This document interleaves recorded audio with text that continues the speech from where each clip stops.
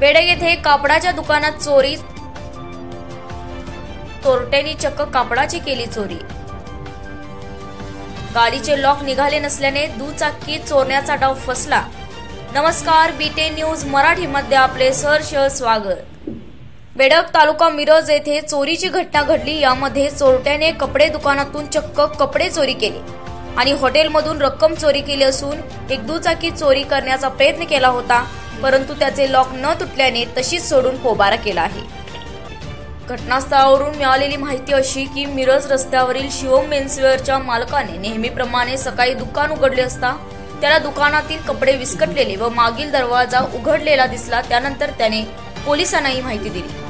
त्याचसोबत स्टँड समोरील माऊली रेस्टॉरंट येथे चोरट्यांनी मागील बाजूने प्रवेश करून अडकवलेल्या शर्टच्या खिशातील रक्कम चोरी केली। कापड दुकानातील CCTV मध्ये 3 चोर चोरी करताना दिसत आहेत। ही घटना मंगळवारी दिनांक 31 रोजी रात्री 3च्या सुमारास घडली। याबाबत मिरज ग्रामीण पोलिसांनी घटनास्थळी भेट दिली असून अधिक तपास करत आहेत।